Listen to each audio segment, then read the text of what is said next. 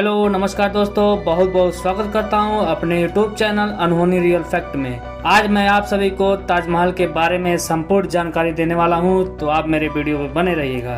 ताजमहल भारत का गौरव है, जिसकी प्रशंसा पूरे विश्व में की जाती। सुंदरता की मिसाल दिया जाने वाला ताजमहल भारत के लोगों को ही नहीं बल्कि विश्व के कोने कोने में बसे लोगों को अपनी ओर आकर्षिक करता है। ताजमहल का नाम दुनिया के 7 अजूबों में शुमार है। अपनी भव्य सौंदर्यता की वजह से ताजमहल को 1983 में यूनेस्को के विश्व धरोहर स्थल करार दिया है। प्रत्येक भारतवासी के दिल में बसे ताजमहल को इस्लामिक कला का रत्न भी घोषित किया गया। स्थापत्य कला की यह इमारत अपने अंदर कई रहस्य छुपाए हुए हैं। इन रहस्यों को ताजमहल का दीदार करने के बाद ही जाना जा सकता है। इसलिए इस सुंदर मनोहारी कलाकृति को विस्तार से जानने के लिए दिन प्रतिदिन लाखों सैलानी इसे देखने आते। आज हम आपको ताजमहल से जुड़ी कई बातें बताने वाले, जो यकीनन बाद में ताजमहल देखते समय आपका मजा कई गुना बढ़ा देगी। तो आइए जानते हैं ताजमहल का इतिहास। ताजमहल का निर्माण मुगल शासक शाहजहां द्वारा कराया गया। शाहजहां ने 1631 में ताजमहल के निर्माण की घोषणा तो कर दी थी, लेकिन ताजमहल के निर्माण का काम सन 1632 में शुरू किया, जो कि पूर्ण रूप से 1653 में संपन्न हो गया था। इस विशाल इमारत को बनाने में लगभग 22 वर्षों का समय लगा था। ताजमहल की कीमत की बात की जाए तो इतने वर्षों तक चले ताजमहल के निर्माण की कीमत को आंक पाना काफी मुश्किल है। फिर भी विभिन्न स्रोतों के अनुसार उस समय इसकी अनुमानित लागत करीब 3 करोड़ 20 लाख रुपए थी, जो वर्तमान कई अरबों रुपए से भी अधिक है। तो आइए जानते हैं ताजमहल का निर्माण क्यों हुआ। शाहजहां की सबसे प्रिय बेगम मुमताज महल थी। मुमताज फारसी देश के शाही खानदान से थी। शाहजहां और मुमताज का निकाह 13 अप्रैल सन 1612 को हुआ था। मुमताज शाहजहां की दूसरी बेगम थी। 17 जून 1631 को मुमताज और शाहजहां को 14वीं संतान गौहरा को जन्म देने के दौरान प्रसव पीड़ा से मुमताज बेगम की मृत्यु हो गई थी। बता दें कि मुमताज की मृत्यु मध्य प्रदेश के बुरहानपुर जिले की जैनाबाद में हुई थी। मुमताज की मृत्यु के बाद शाहजहां काफी दुखी रहने लगे, क्योंकि मुमताज शाहजहां की सबसे प्रिय बेगम थी। शाहजहां ने मुमताज की याद को अमर बनाने के लिए ही उनकी याद में ताजमहल का निर्माण करवाया था। ताजमहल को प्रेम का प्रतीक क्यों कहा जाता है? ताजमहल एक ऐसी इमारत है जो कि किसी धर्म का प्रतीक नहीं है, बल्कि यह इमारत प्रेम की निशानी है। यह शाहजहां और उनकी पत्नी मुमताज महल के प्रेम को भली भांति दर्शाती है। इतिहासकारों के अनुसार दक्षिण भारत में लोधियों ने 1631 में शाहजहां के खिलाफ विद्रोह किया था। लोधियों के आक्रमण से बचने के लिए शाहजहां मुमताज बेगम को आगरा से 787 किलोमीटर दूर मध्य प्रदेश के बुरहानपुर जिले में लेकर आए थे। उस समय मुमताज गर्भवती थी। तभी अपनी 14वीं संतान गौहरा बेगम को जन्म देते समय प्रसव के दौरान अधिक दर्द होने की वजह से मुमताज बेगम की मौत हो गई। शाहजहां को मुमताज के चले जाने का गहरा सदमा लगा और वे मुमताज की मृत्यु को भी भुला नहीं पा रहे थे। तभी शाहजहां ने कसम खाई थी कि वो ऐसी इमारत बनवाएंगे जिसके बराबर दुनिया में कोई दूसरी इमारत नहीं होगी। अतः शाहजहां ने ताजमहल को मुमताज की याद में बनवाया था, इसलिए ताजमहल को प्रेम का प्रतीक भी कहा जाता है। दोस्तों आइए जानते हैं कि ताजमहल के अंदर क्या है। ताजमहल जितना बाहर से खूबसूरत है, उतना ही अंदर से भी। बता दें कि ताजमहल के अंदर मुमताज महल और शाहजहां की कब्र बनी हुई है। मुमताज की कब्र जहां है उसे मुमताज का मकबरा कहते हैं। यह मकबरा संपूर्ण ताजमहल का केंद्र बिंदु है। दरअसल शाहजहां की बेगम की आखिरी इच्छा थी कि उनकी कब्र को उनके नाम के मकबरे में दफनाया जाए। इसलिए पहले शाहजहां ने कुछ समय तक मुमताज की कब्र को ताजमहल के बगीचे में दफना कर रखा, लेकिन ताजमहल के बन जाने के बाद मुमताज की कब्र को बागीचे से निकालकर इसी मुख्य गुंबद में दफना दिया। इसलिए इस मकबरे को मुमताज का मकबरा भी कहा जाता है। ताजमहल में बने मुमताज के मकबरे का निर्माण सफेद संगमरमर से किया गया। मकबरे की शोभा बढ़ाने के लिए इसके ऊपर विशाल गुंबद बनाया गया है। इस मकबरे की 4 मीनारें हैं जो इसके चारों ओर वर्गाकार में सुशोभित है। इस मकबरे का वर्गाकार प्रत्येक किनारे 55 मीटर है एवं इसका आकार अष्टकोण है। यह अष्टकोण दीवारें मकबरे की 4 दीवारों से छोटी, चारों तरफ से मकबरा बगीचे से घिरा होने के कारण बहुत ही मनभावन लगता है। तो दोस्तों आपको देने वाले हैं ताजमहल निर्माण से जुड़ी दिलचस्प जानकारी। दोस्तों ताजमहल बहुत खास स्मारक है जिसको दुनिया के 7 आश्चर्यों में शामिल किया गया है। ऐसे स्मारक का निर्माण भी बहुत खास तरीके से किया गया है। यदि आपको ताजमहल के निर्माण से जुड़ी दिलचस्प बातों के बारे में जानकारी नहीं है तो आइए हम आपको ताजमहल के निर्माण से जुड़ी खास दिलचस्प जानकारियों से अवगत कराते हैं। पहला है निर्माण में आए विदेशी शिल्पकार।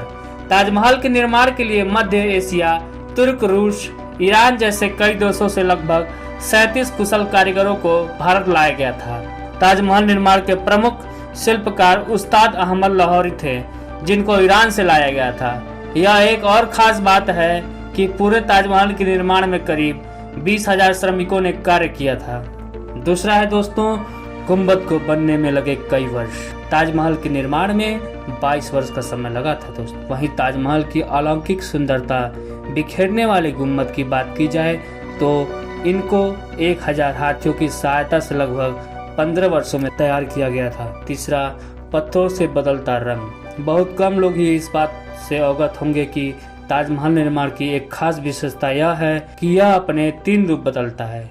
जी हाँ दोस्तों, ताजमहल में कुछ कमाल के पत्थरों का उपयोग किया गया है जिसकी वजह से ताजमहल प्रातः काल गुलाबी, दिन में सफेद एवं पूर्णिमा की रात को सुनहरा नजर आता है।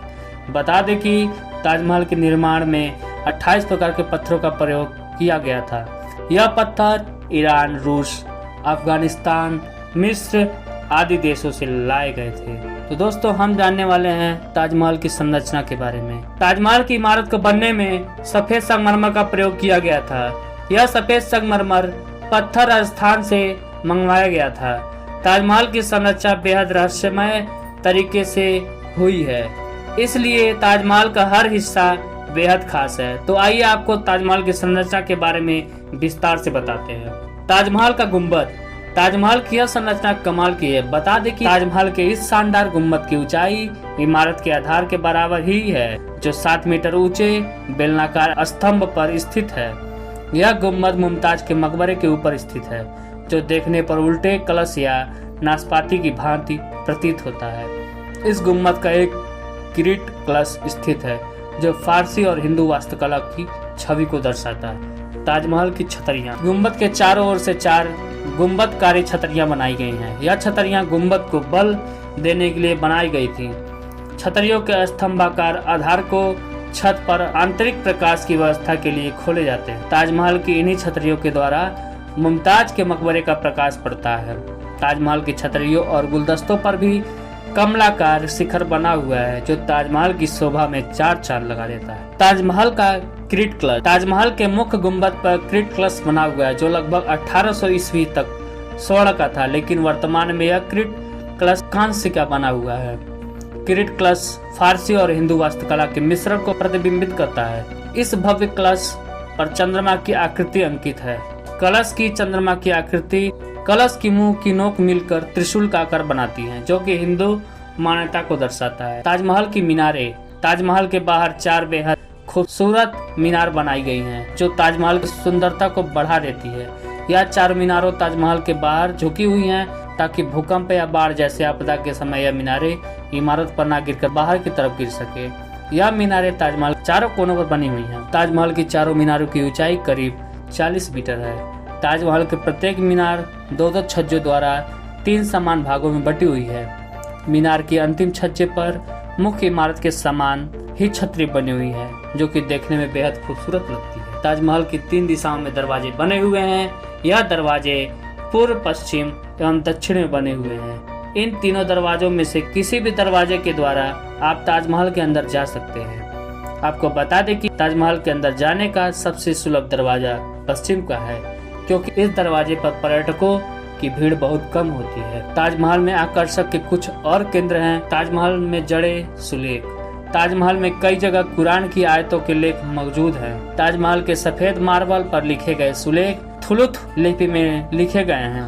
लेखों को लिखने में जेस्पर और काले मार्बल का इस्तेमाल किया गया है। ताजमहल के इन लेखों का श्रेय फारसी सुलेखक अब्द उल हक को दिया जाता है। बता दें कि अब्द उल हक के द्वारा लिखे गए ये सुलेख इतने भव्य थे कि उनके काम से खुश होकर शाहजहां ने उनका नाम अमानत खान रख दिया था। चारबाग। ताजमहल के सामने बने बाग को चारबाग कहते हैं। चारबाग उद्यान स्वर्ण की 4 बहती नदियों का प्रतीक है। चारबाग के बगीचे फारसी बागों से प्रेरित है।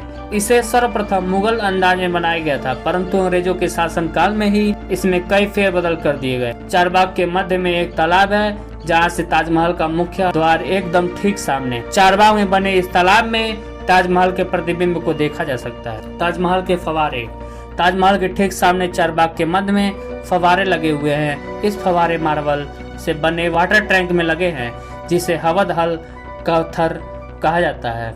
यह फव्वारे ताजमहल की शोभा में और 4 चार लगा देते हैं। ताजमहल में लगे इन सभी फव्वारों के नीचे केवल एक ही टैंक लगा हुआ है, इसलिए सभी फव्वारे एक साथ पानी छोड़ते। ताजमहल से जुड़ी कुछ और महत्वपूर्ण जानकारी आपको देने वाले। कैसे पहुंचे ताजमहल? ताजमहल भारत के उत्तर प्रदेश राज्य के आगरा शहर में यमुना नदी के दाहिने किनारे पर स्थित है। दिल्ली से आगरा की दूरी महज 200 किलोमीटर है। आप बस, ट्रेन, हवाई मार्ग के द्वारा आगरा आसानी से पहुंच सकते हैं। तो चलिए आपको एक एक करके तीनों संसाधनों के बारे में विस्तार से बताते हैं। हवाई जहाज से कैसे पहुंचे आगरा? आगरा के हवाई अड्डे का नाम पंडित दीनदयाल उपाध्याय हवाई अड्डा है। यहाँ के लिए देश के कई बड़े शहरों से फ्लाइट मिल जाएंगी। इसके अलावा आप फ्लाइट से भी दिल्ली भी आ सकते हैं। दिल्ली में इंदिरा गांधी अंतर्राष्ट्रीय हवाई अड्डा है। दिल्ली पहुँचने के बाद आप आगरा बस, ट्रेन या कार करके आसानी से पहुँच सकते हैं। ट्रेन से कैसे पहुँचे आगरा? आगरा में 2 स्टेशन हैं, आगरा कैंट और आगरा फोर्ट। ताजमहल से सबसे पास आगरा फोर्ट स्टेशन है, लेकिन ज्यादातर ट्रेन आगरा कैंट स्टेशन के लिए ही होती हैं। आप दोनों में से किसी भी स्टेशन पर उतर सकते हैं। बता दें कि आगरा कैंट स्टेशन से ताजमहल की दूरी मात्र 6 किलोमीटर है। सड़क से कैसे पहुंचे आगरा? आगरा उत्तर प्रदेश के सबसे प्रमुख शहरों में से एक है, इसलिए यहाँ के लिए रोड कनेक्टिविटी अच्छी है। भारत की राजधानी दिल्ली के पास होने की वजह से आगरा सड़क मार्ग द्वारा भारत के हर हिस्से से जुड़ा हुआ है। यही वजह है कि आगरा आने के लिए जगह जगह से कई बसें चलती हैं। आप स्वयं की गाड़ी से भी आगरा आ सकते हैं। ताजमहल घूमने का समय। यदि आप ताजमहल घूमने का प्लान बना रहे हैं तो ताजमहल के खुलने का समय आपको मालूम होना जरूरी है। बता दें, ताजमहल एक निश्चित समय पर ही खुलता है। ताजमहल के खुलने का समय सुबह 6 बजे से शाम 7 बजे तक का ही है, लेकिन पूर्णमासी के दिन ताजमहल के दरवाजे पर्यटकों के लिए रात 8:30 बजे से 12:30 बजे तक ही खुले रहते हैं। ताजमहल आप शनिवार से लेकर गुरुवार तक घूम सकते हैं, लेकिन शुक्रवार को यह बंद रहता है। शुक्रवार को ताजमहल में नमाज पढ़ी जाती है, इसलिए आम जनता के लिए इस दिन यह बंद रखा गया है। कई हस्तियां देख चुकी हैं ताजमहल। ताजमहल बेहद खूबसूरत इमारत है, जिसको देखने के लिए प्रतिदिन हजारों सैलानी आते हैं। ताजमहल विश्व में इतना प्रसिद्ध है कि प्रतिवर्ष लगभग 2 लाख से अधिक विदेशी पर्यटक इसको देखने के लिए आते हैं। वहीं यदि भारत की बात की जाए तो संपूर्ण भारत में प्रतिवर्ष लगभग 20 से 40 लाख पर्यटक ताजमहल का भ्रमण करते हैं। बता दें कि अब तक का ताजमहल का दीदार कई देशों के राष्ट्रपति, प्रधानमंत्री और राजा महाराजा कर चुके हैं। कई बॉलीवुड सितारे और दिग्गज खिलाड़ी भी यहाँ भ्रमण कर चुके हैं। तो दोस्तों, यह थी ताजमहल से जुड़ी कुछ जानकारी। हम आशा करते हैं कि आपको ताजमहल की संपूर्ण जानकारी का पता चल ही गया होगा। अगर आपको यह हमारी जानकारी पसंद आई हो, इसे अपने दोस्तों तक शेयर जरूर करें और ऐसी ही जानकारी लेने के लिए हमारे YouTube चैनल को सब्सक्राइब जरूर करें। मिलते हैं नेक्स्ट वीडियो में, तब तक के लिए टेक केयर, बाय बाय।